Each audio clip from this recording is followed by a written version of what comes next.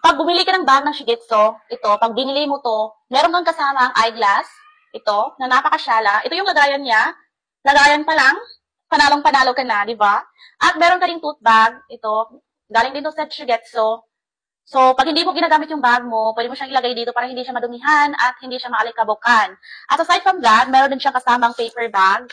So, yes, meron siyang kasamang paper bag. So, it means kung pangregalo mo to or pamigay mo sa kaibigan mo or sa relatives mo, ganun, sa friend mo. So, meron ka ng lagayan. Meron ka ng paper bag. So, yes, napacheck out ako nitong Shigetsu na bag kasi napakaganda yung quality niya. Tingnan nyo, look at that. Very demure, very cutesy, very classy. So, yes, meron siyang strap. So, adjustable yung strap niya. So, adjustable, pwede siyang paiklihin, pwede siyang pahabain. So, dito mo siya i-adjust. Ayan. So, very smooth lang. Hindi ka na mahihirapan pang i-adjust to. So, pahabain or paiklihin. So, it means pwede siyang pa-cross shoulder bag. Ang atake ng bag na to, pwede siyang pa-cross shoulder bag, ganon. Ayan. Cross shoulder bag. At pwede din siyang pa-sling bag, pa ganon. So, pwede siyang pa-kili-kili bag. Ideally, this is for men. Pang lalaki itong sling bag na to. Pero, bet ko din to. So, pwede ito pang babae talaga. Ayan. Depende na yan kung sinong gagamit ito. Either be your partner, your boyfriend, or your girlfriend.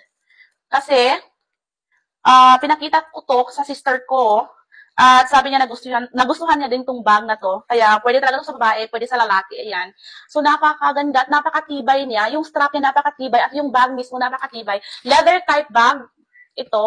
At saka meron siyang dalawang compartments. Oo. So dalawang compartments.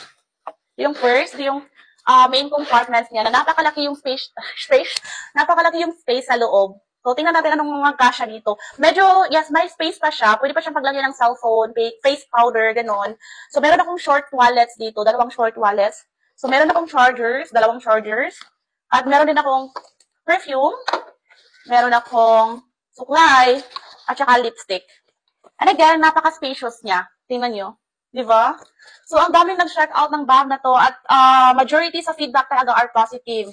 Kaya, hindi na nagpahuli ang sister nyo. Nag-check out na din. Kaya, huwag ka nang magpahuli. Mag-check out ka na din dyan sa yellow basket ko. Ilalagay ko to dyan below. Check out now before it's too late. Bye!